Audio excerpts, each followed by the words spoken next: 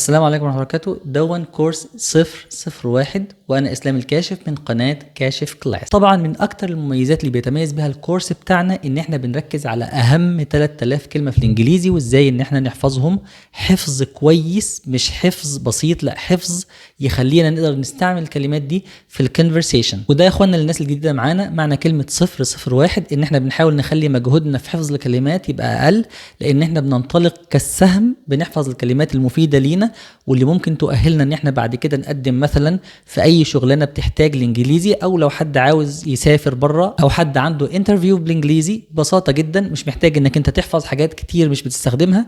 احنا بنركز على الكلمات المستخدمه اللي اوكسفورد قالت انك انت لو حفظتهم هتعرف تعبر عن نفسك بمستوى اكتر من 80% وتفهم اكتر من 90% من الكلام اللي بيتقالك. ودي طبعا حاجه عظيمه جدا جدا، ممكن ناس تضيع سنوات كتيره من عمرها بيحاولوا ان هم ينجزوها وما يعرفوش بس علشان بيسمع لكورسات ما بتهتمش بالكلمات المستخدمة أو بتجيب كلمات نادرة الاستخدام. مشكلة الكلمات نادرة الاستخدام إنك أنت بعد ما تتعب جدا في حفظها لازم هتنساها. طب ليه؟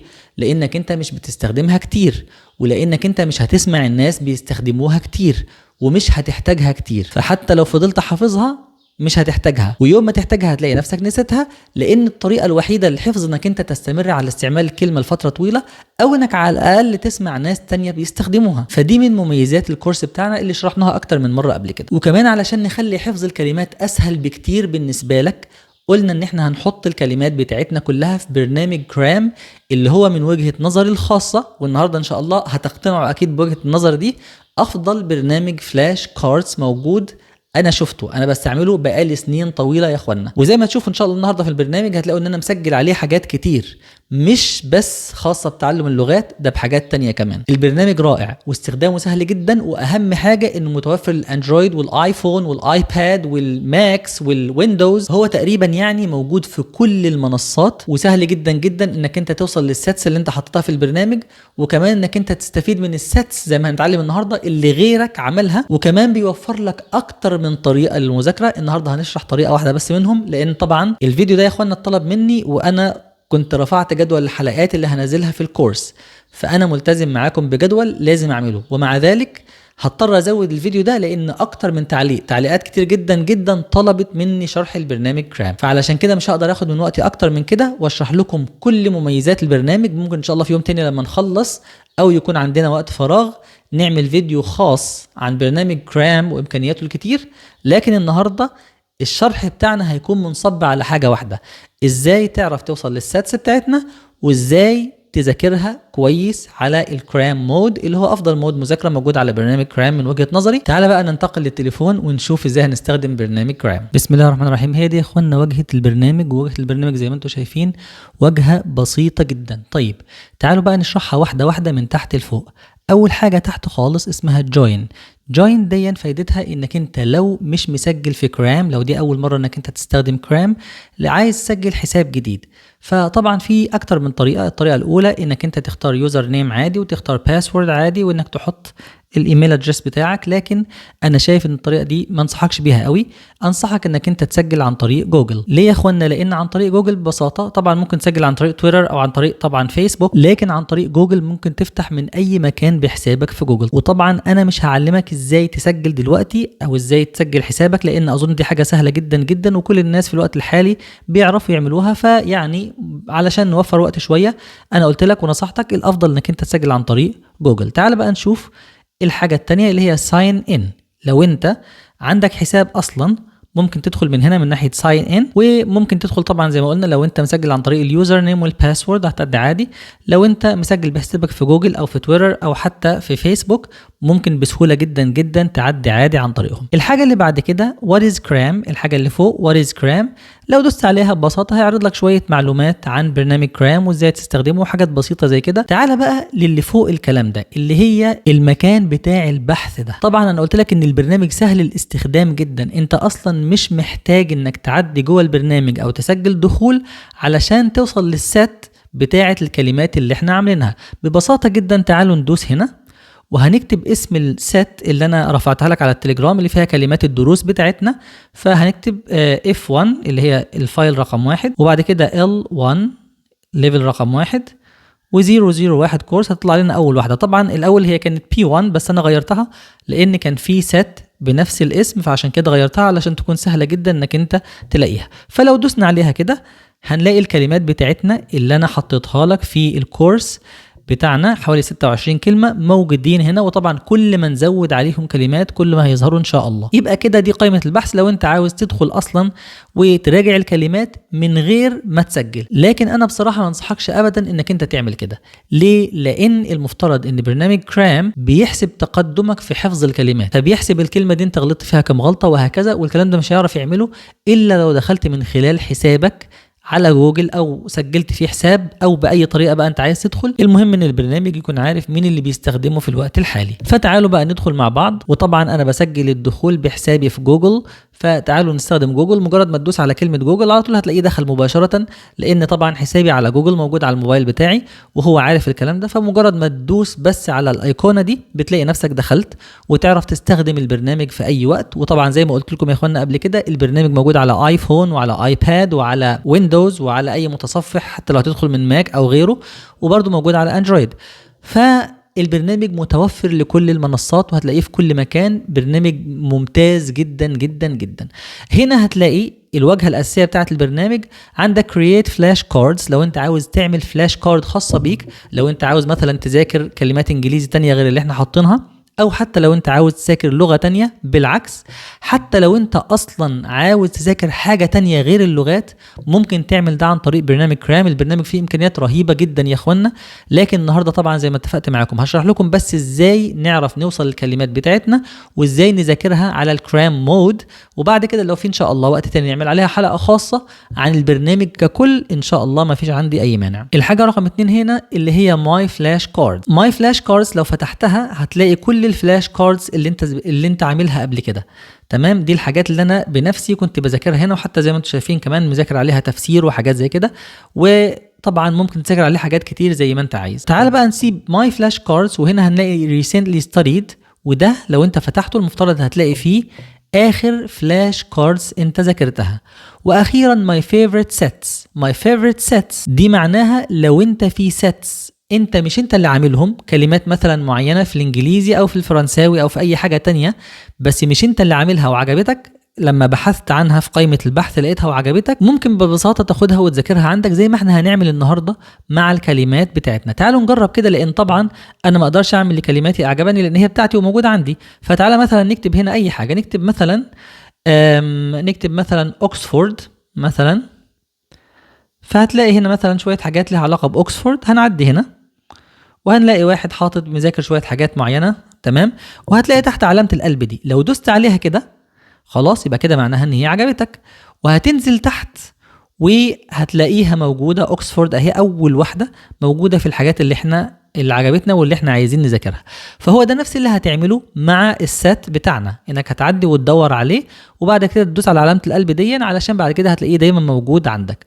تعالوا بقى نشوف هنذاكر ازاي السات بتاعنا اللي هو F1 L1 001 كورس. هنعدي عليه وهتلاقي زي ما انت شايف الكلمات ظهرت اهي. طيب احنا هنا عندنا هتدوس فوق هنا في كارد سات، هتدوس عليها هتلاقي طلع لك 4 طرق مذاكرة.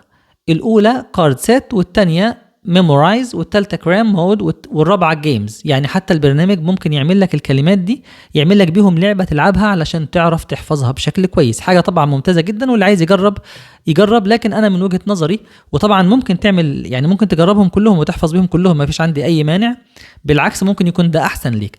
بالنسبه لي انا افضل مود وهو ده اللي هشرحه النهارده هو كرام مود، لدرجه من كتر ما هو كويس هما مسميينه على اسم البرنامج.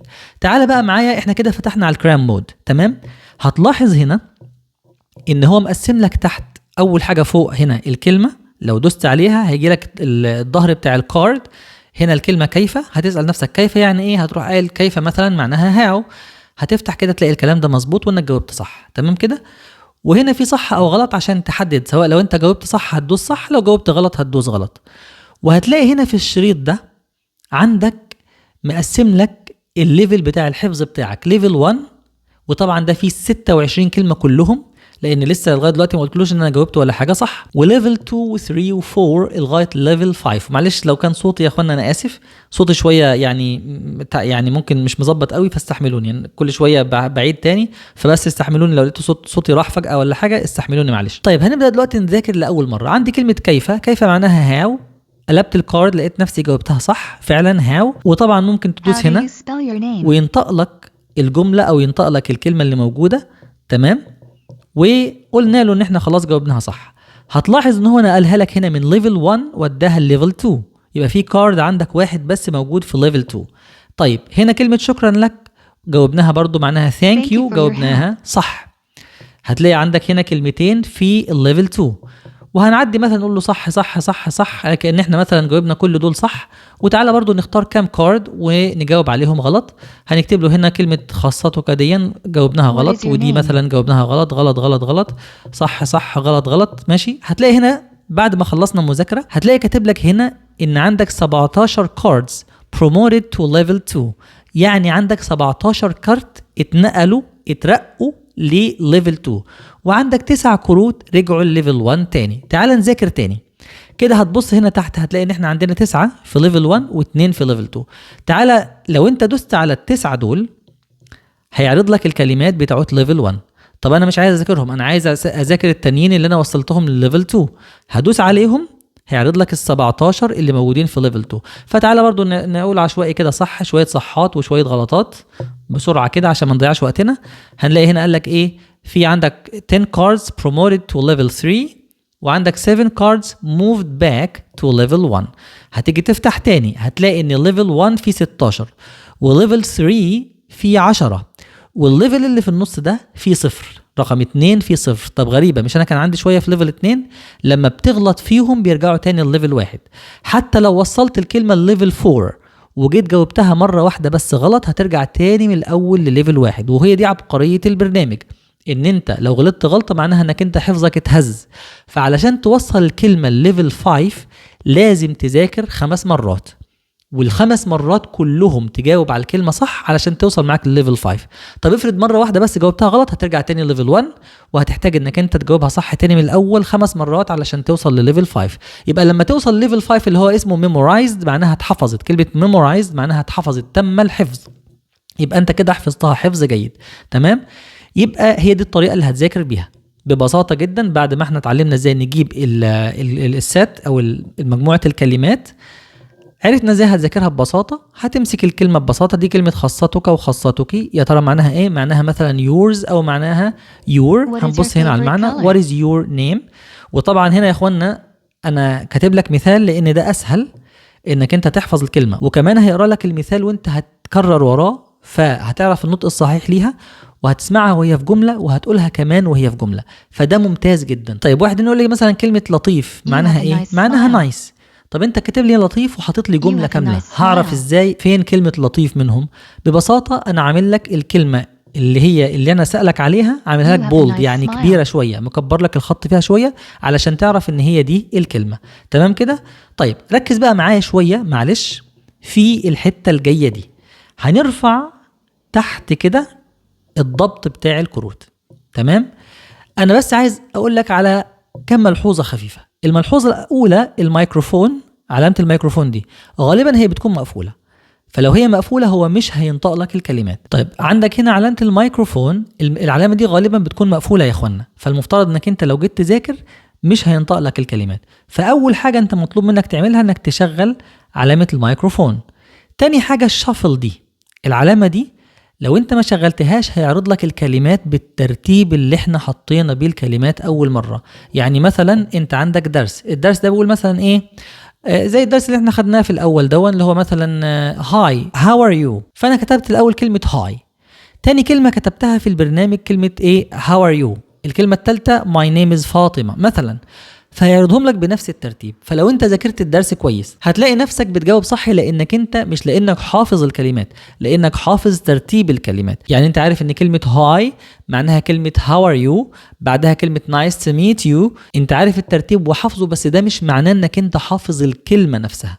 فعلشان تريح نفسك من المشكلة دي تعمله الشافل ده، تشغله هنا كده، هو هيعرض لك الكلمات بشكل عشوائي، مش هيرتبط بالترتيب اللي انا حطيت بيه الكلمات في الاول. تخيل انت لو كل مرة تجاوب بنفس الترتيب، بعد كده هتحفظ ان احمد بيجي دايما بعده محمد، بيجي دايما بعده علي، بيجي دايما بعده حسين، وهكذا. لكن لو انت دوست على العلامة دي ببساطة هيعرض لك الكلمات كل مرة بترتيب شكل علشان تتأكد انك انت حافظ صح. والحاجات الباقية مش عايز اشرحها عشان ما نضيعش وقت، لان انا حاسس ان احنا طولنا. يبقى هي دي الطريقة ببساطة يا اخوانا اللي احنا هنذاكر بيها ببساطة جدا.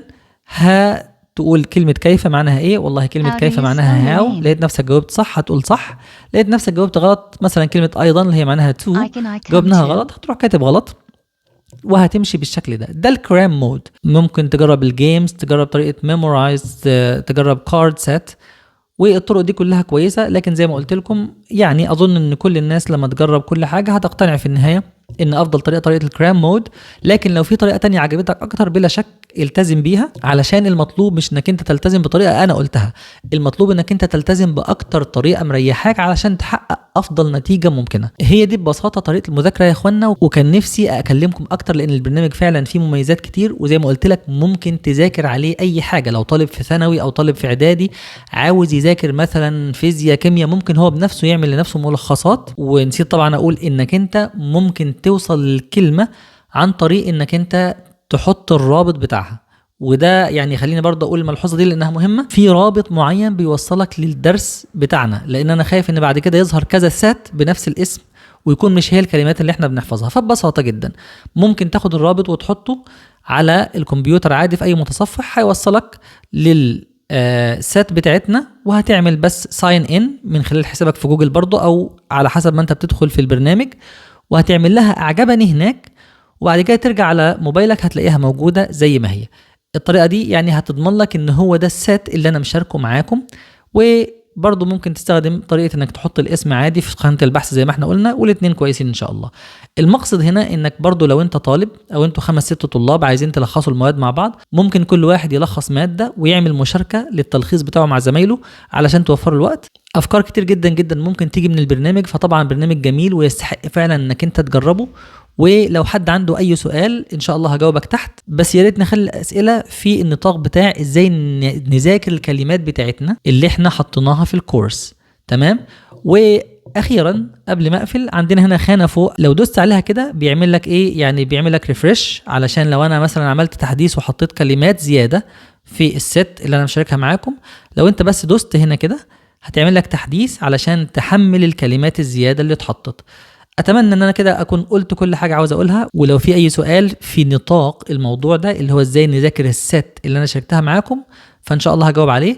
لو في اسئله تانية خاصه ببرنامج كرام او بالامكانيات بتاعته اللي احنا ما شرحناهاش، فما فيش مشكله ان شاء الله ممكن نعمل عنه يعني درس خاص او لقاء او فيديو خاص. بس هستأذنكم انه مش هيكون دلوقتي، لان دلوقتي مشغول جدا جدا في تحضير الكورس. واتمنى اكون افدتك، واشوفك ان شاء الله في الفيديو الجاي. السلام عليكم ورحمه الله وبركاته.